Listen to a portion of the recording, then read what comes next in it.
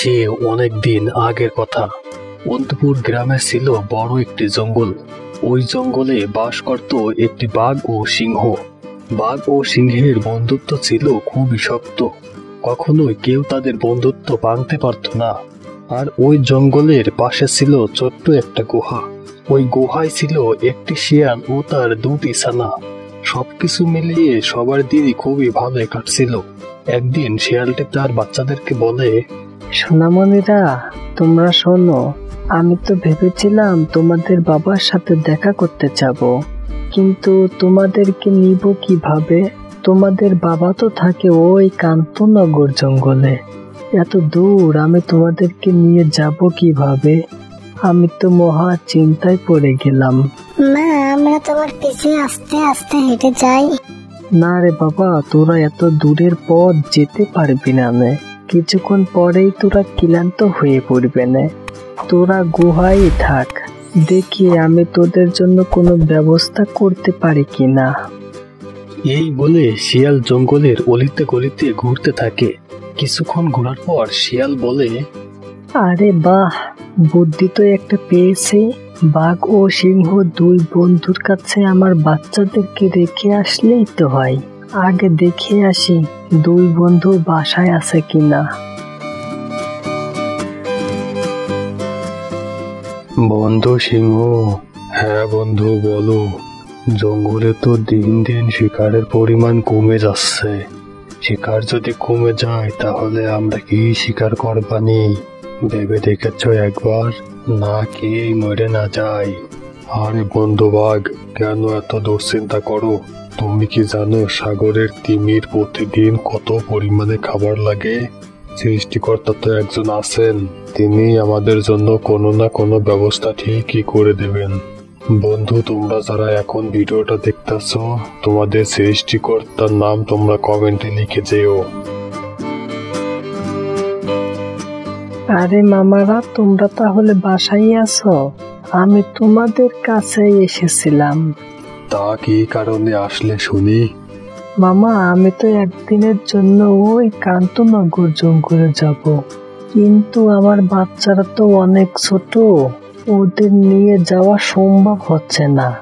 তাই বলছিলাম, তোমরা যদি আমার বাচ্চাটাকে একটু দেখে রাখতে তাহলে আমার জন্য ভালো হতো। ও, এই ব্যাপার তাহলে। আচ্ছা ঠিক আছে, দেখে রাখবানি, কিন্তু একটা শর্ত আছে। কি শর্ত মামা? ফিরতে সময় আমাদের জন্য কোনো না কোনো শিকার কিন্তু ধরে আনবে। আচ্ছা মামা, ঠিক আছে, তাহলে আমি আমার বাচ্চাদেরকে দিয়ে যাচ্ছি। বন্ধু, গুহায় বসে শিকারের ব্যবস্থা তো করে ফেললাম। কেমন হলো বিষয়টা? লাজবাব বন্ধু, লাজবাব। কিছুক্ষণ পর শিয়ালটি তার বাচ্চাদেরকে বাঘ সিংহের কাছে নিয়ে আসে।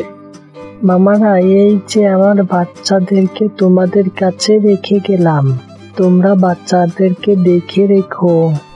আচ্ছা ঠিক আছে, তুমি এখন নিশ্চিন্তে কান্তনগর যাও। আমরা তোমার বাচ্চাদেরকে দেখে রাখবানি। আর মনে রেখো কিন্তু, ফিরতে সময় আমাদের জন্য অবশ্যই শিকার নিয়ে ফিরবে। আচ্ছা মামা, আমি তাহলে আসি। বোকা শিয়ালটি কিছুই বুঝলো না। আর কিছুক্ষণ পর, বন্ধু চলো দুটো বাচ্চাকে এখনই আমরা খেয়ে ফেলি। আরে না বন্ধু, দুটো এখনই খাওয়া যাবে না। দুটো বাচ্চাকে যদি আমরা খেয়ে ফেলি তাহলে শিয়াল বুঝে ফেলবে যে আমরা তার বাচ্চাদেরকে খেয়ে ফেলেছি। তাহলে আমরা কি করব এখন? শোনো বন্ধু।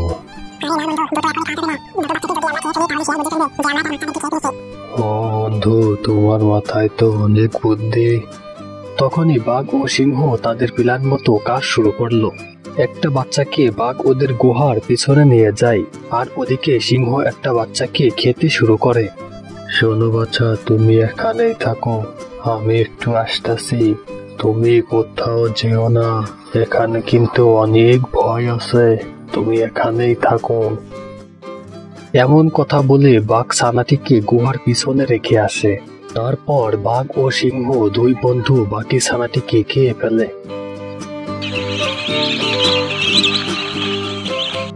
পরদিন সকালে শিয়ালটি ফিরে আসে আর দেখে একটা বাচ্চা।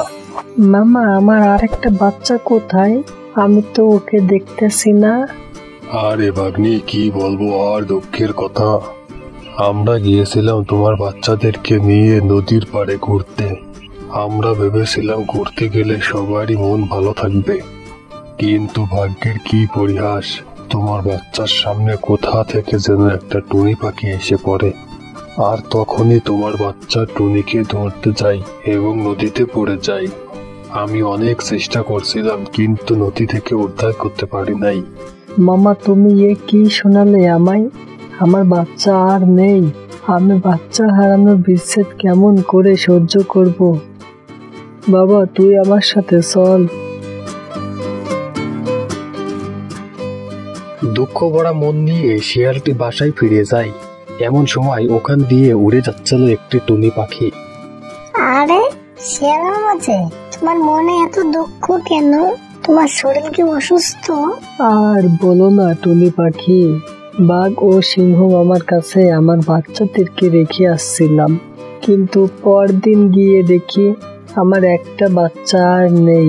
সিংহ মামা বলে আমার বাচ্চা নাকি নদীতে পড়ে মারা গেছে, কিন্তু জানো তো আমার না এ কথা কেন যেন বিশ্বাস হচ্ছে না।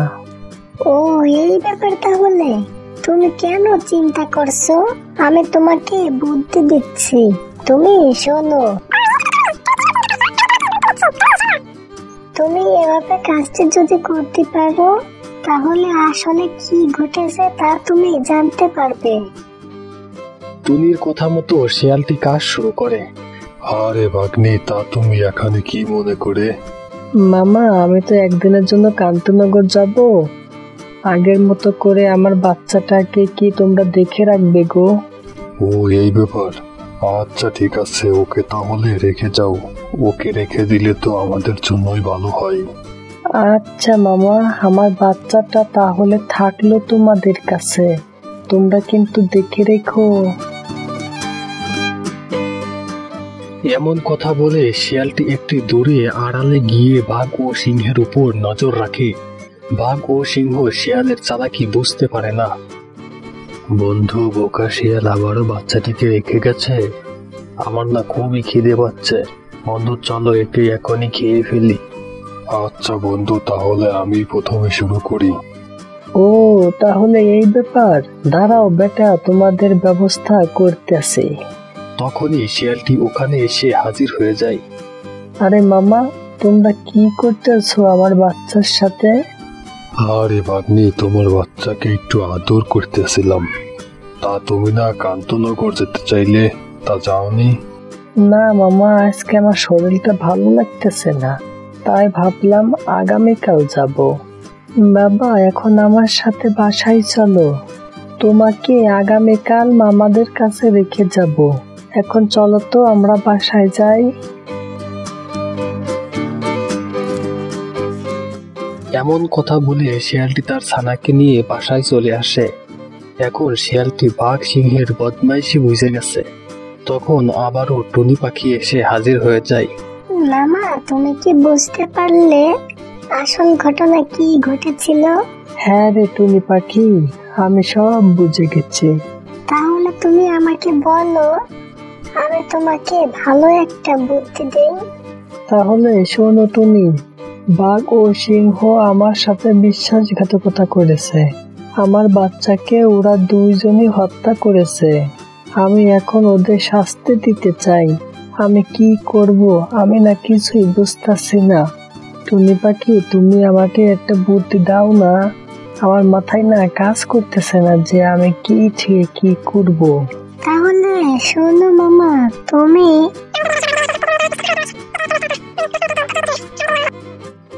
তারপর শিয়ালটি বাঘ সিংহের গুহার কাছে গিয়ে আড়ালে ঝাপটি মেরে বসে থাকে। কিছুক্ষণ পর দেখে বাঘ ও সিংহ বিপরীত দিকে বসে আছে। তখনই শিয়ালটি ওদের কাছে যায়। মামা, এই দেখো তোমাদের জন্য খাবার নিয়ে এসেছি, তোমরা মজা করে খাবার খাও। ভালো কাজ করেছিস ভাগ্নি, খাবারটা তাড়াতাড়ি করে দে তো। যখনই ওরা খাবার খাওয়ার জন্য ব্যস্ত হয়ে পড়ে তখনই শিয়ালটি ওদের লেজ দুটো একসাথে বেঁধে ফেলে। আরে শিয়াল, তুই এটা কি করলি? এখন আমরা ছুটবো কিভাবে? দেখ শিয়াল, কাজটি কিন্তু ভালো হচ্ছে না। আমরা যদি ছুট পাই তখন তোকে আস্ত চিবিয়ে খাবো। তোরা ছাড়া পেলে তো খাবি। তোরা এখন লেজ বাঁধা অবস্থায় থাক, যে কয়দিন বাঁচিস। এমনিতেই বেশি দিন আর বাঁচবি না, না খেতে পেরেই মরে যাবি।